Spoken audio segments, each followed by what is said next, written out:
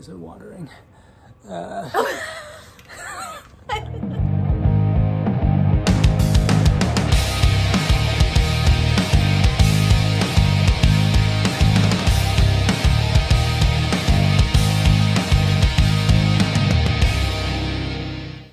Hey guys, it's Brandon. And it's Jonica. And we're Roots Like a Tree. Yes, we're back with another video. The actually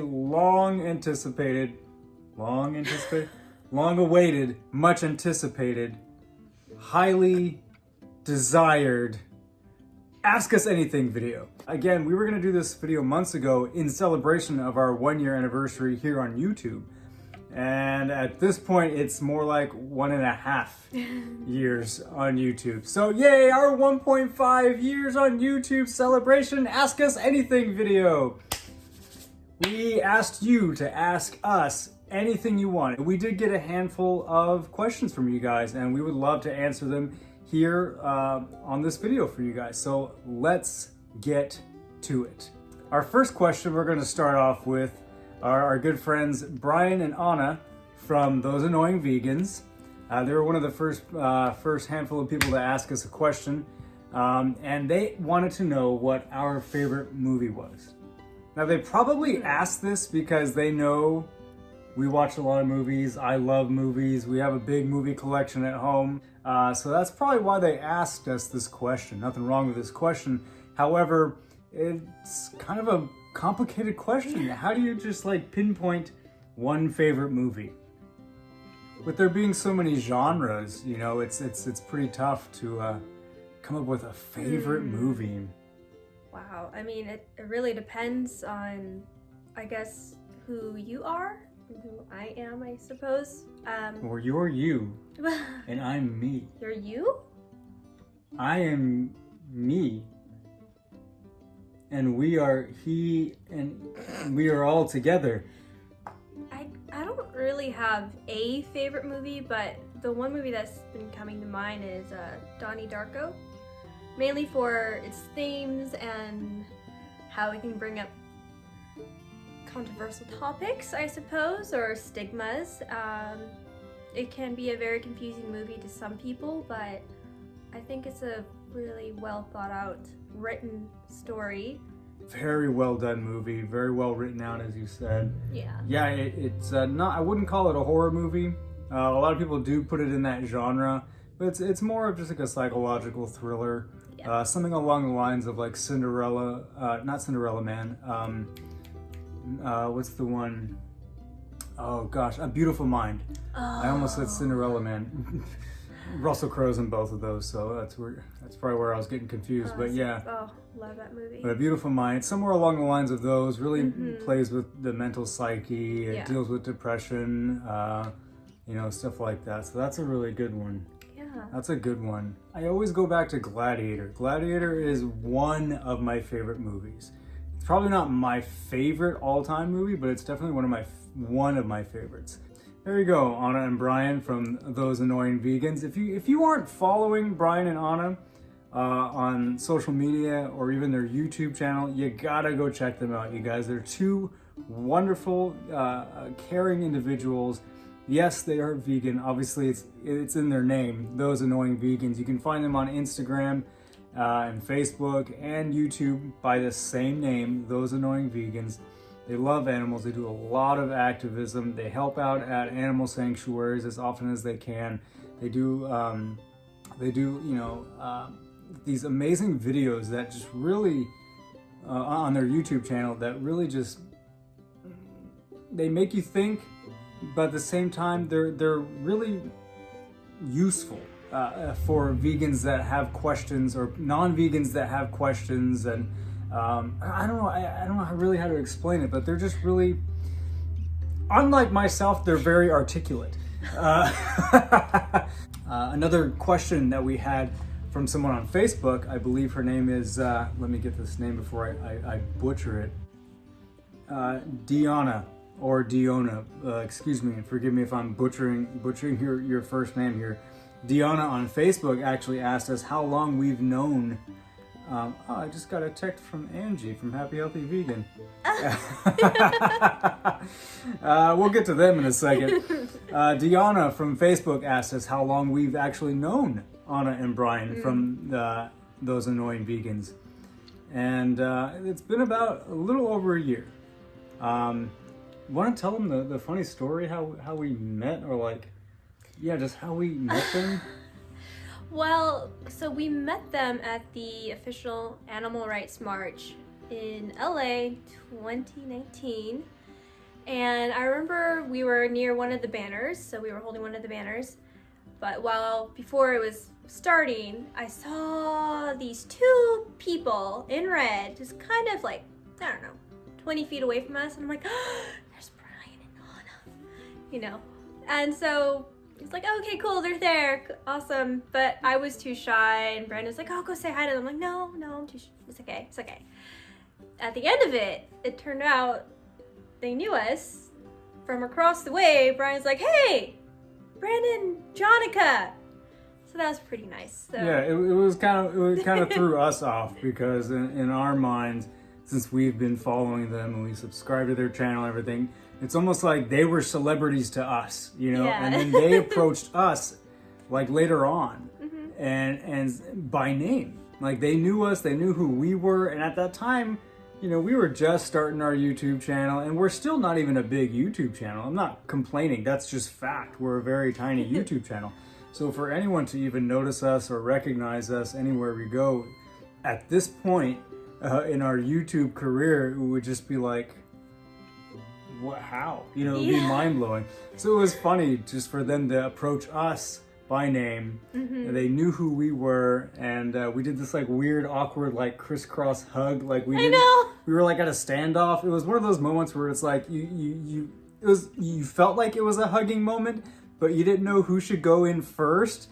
And then like we ended up crossing somehow, and I was like going under Brian's arm. It was really embarrassing. I forgot about that. That's true. true. Great way to start a friendship and meet someone, you know, that you've been following for a long time. So yeah, we just met them at the Animal Rights Day March in downtown LA, and ever since then, you know, we've been pretty close to them, and we've gone out on dinner dates with them. We've hung out with them. You know, they're great people. They're very nice. They got the kindest hearts.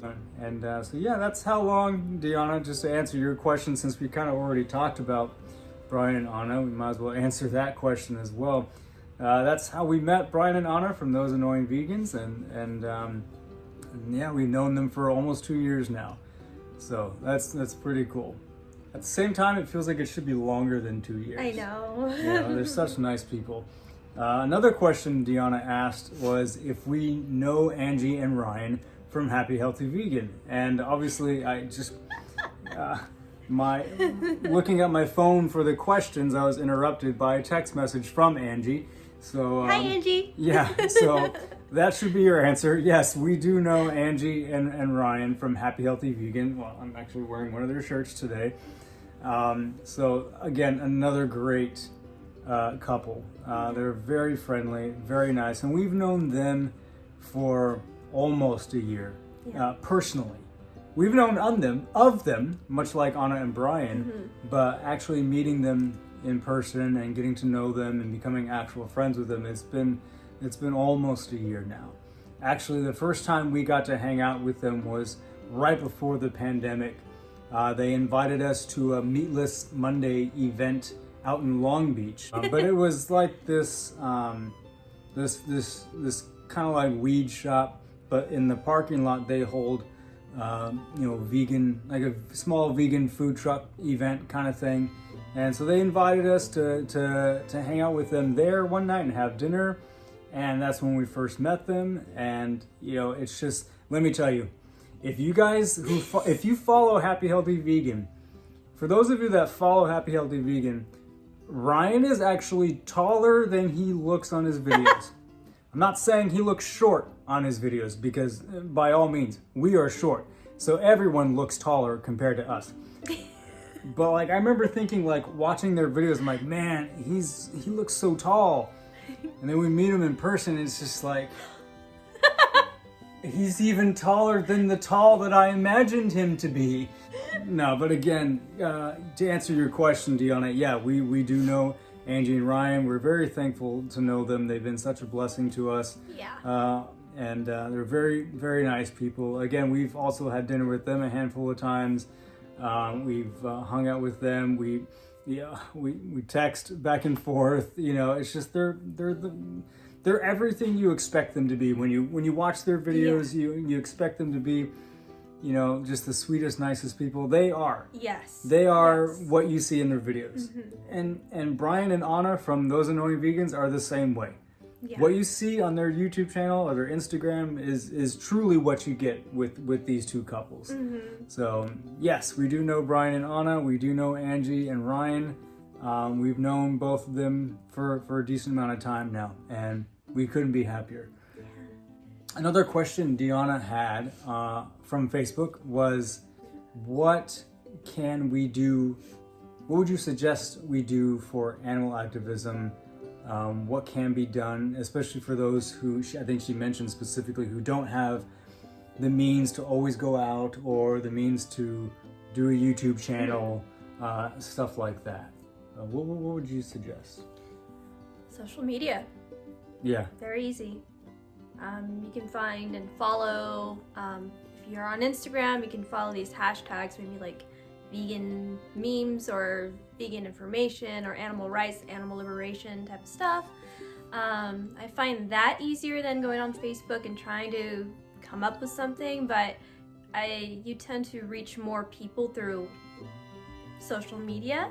So if you just go on your Instagram or whatever platform you use, just talk about it. Just bring up issues that are important to you, especially when it comes to the animals. Yeah, I mean, there's so many different types of activism that you can do for the animals. Oh, sure. Yeah, even simple things like wearing a vegan shirt or a vegan hat or a vegan pin.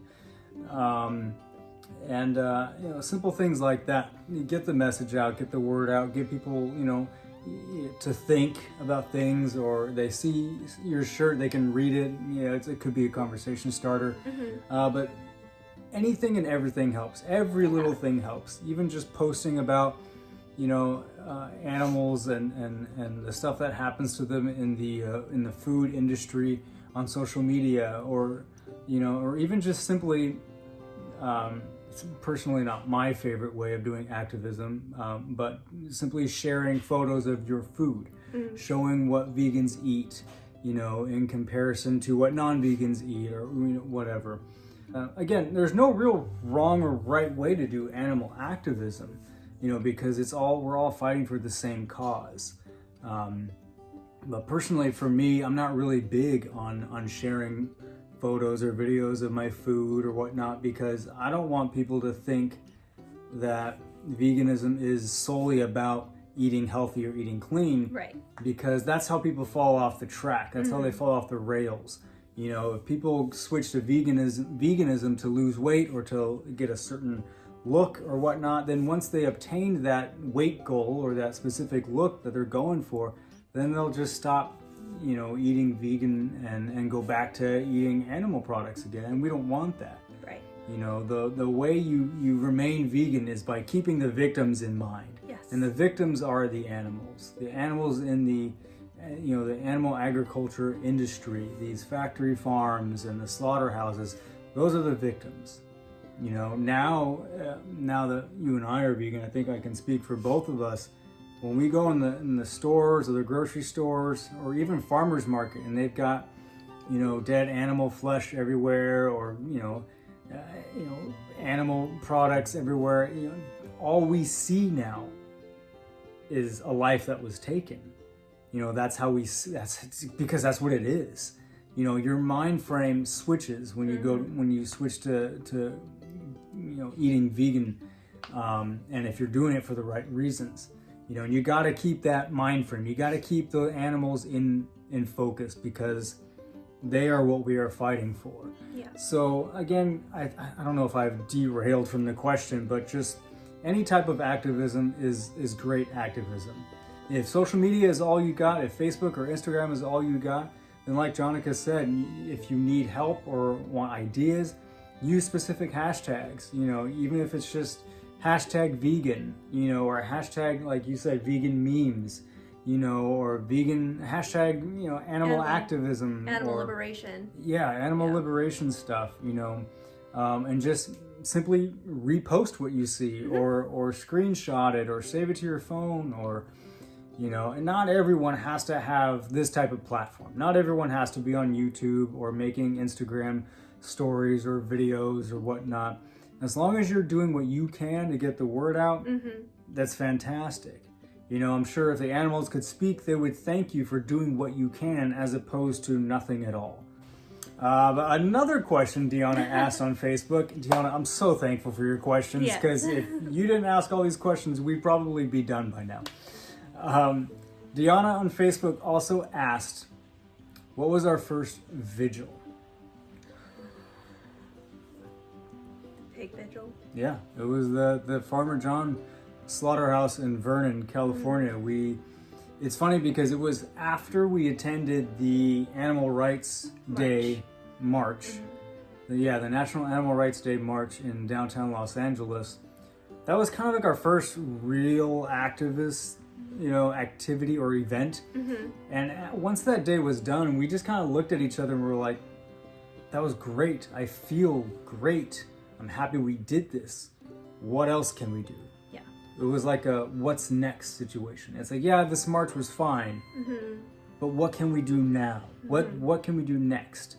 And vigils were next. Yeah. You know, I think a lot of people, even vegans, stray away from attending vigils or attending the slaughterhouses. And, you know, part of me gets that. You know, the part of me that is, you know, I think we all fear to an extent hearing the sounds of the animals screaming from outside the slaughterhouse. I think we all fear, you know, smelling the smells and being around sadness. I think that's the main thing, honestly. I think a lot of people fear feeling sad when they attend these vigils. People would rather not feel sad. Even vegans. I know of a handful of vegans that just refuse to attend vigils.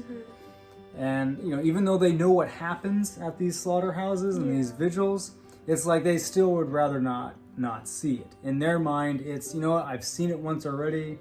I'm good. I don't need to actually be there to know what's going on.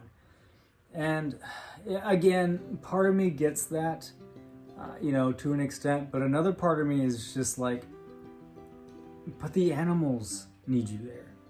Yes, attending a vigil outside of a slaughterhouse and giving water to the pigs or, you know, talking to the chickens in the cages isn't gonna magically save them from their certain death when they go through those doors, but it gives them comfort. It gives them just a slight, you know, moment to breathe. And to feel loved and cared for. Yeah. And know what kindness is.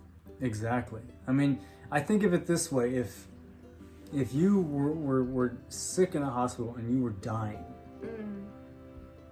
we all knew you were gonna die anyway. And if I thought to myself, well, I know she's gonna die, I just don't want to see it happen, I'm not gonna visit her. What if we replace the victim? We change that perspective, you know, when it comes to these vigils. That would make her very sad. I mean, yeah, she knows she's dying, she knows she's going to die. But if I were to come visit her before she does die, before this inevitable event happens, I think that would just warm her heart, even just for a brief moment. It would comfort her, even just for a brief moment. She would get to see me again, she would get to see whoever else visits, you know, and it's better than feeling like you're leaving this world alone. Yeah. You know, and if we're fighting for these animals, we actually have to fight for them. Yeah. We can't just say, oh, I'm vegan for the animals and do nothing for them. It's truly not enough just to buy a Beyond Burger instead of a regular beef burger. You know, if these animals, you know, could speak, I'm sure they would be so thankful to those that attend vigils, you know, and they would show that appreciation. And it's not just the attending. I mean, the attending is very important, but it would also, when you have your phone, everyone has, well, those of us that are privileged have a smartphone. We can record it. We can go on Instagram Live, Facebook Live, or Snapchat, whatever you use. You're doing activism. You're showing other people who have not gone here or who are unaware of what happens, you're showing them the reality. And that makes, for the activists, a very strong connection to those animals. Just talking about it for me right now, I'm getting overwhelmed because I remember the smells. I remember the feeling. I just remember the atmosphere and the screams. It's so real. And so when you're there and you can show it on social media to your family and friends or strangers even, you never know who that could reach. And it's reached people in our lives whom I've never thought would ever think about going vegan. And they've gone vegan. I'm not saying it's because of us, but we were able to put it out there and we were able to show this is what you pay for. Yeah, that's very true. Attending the vigils does allow you that opportunity to use your phones to, you know, to film what's happening and just show others, look, this is like what you said, what you're paying for. These are the faces, you know, of the food that people eat. Yeah. It's very important to attend vigils as often as you can, when you can. Yeah. You know, obviously there's no set amount of times you should, as a vegan, attend a vigil. You know, there's not even a rule saying you have to attend a vigil as a vegan, but it is very important. Yeah. It is important, you know, and yeah, that the Farmer John Slaughterhouse in Vernon, California was our very first vigil. Great questions, Deanna. I'm very thankful for those questions. Unfortunately, due to time, we may have to do, actually, no, we will do a part 2 of this Ask Us Anything segment. In fact, we might not even call the next segment Ask Us Anything because the next 2 questions are pretty heavy. Oh, you're right. Pretty heavy. We have 2 more questions from 2 of our favorite subscribers. And they're pretty heavy questions. And so I think we'll make those questions their own separate video. Yeah. So thank you so much for watching this, you guys. Thank you for your questions. Thanks for subscribing to our channel. If you haven't done so already, and this is your first time checking out our video, thanks for sticking around. Thanks for listening to us. This was a very different Ask Us Anything video compared to like other people's Ask Us Anything video. This kind of got emotional. This kind of got deeper than I expected it to. And I'm glad. Yeah. You know, it started off nice with Anna and Brian's question, what's your favorite movie, to what was your first vigil?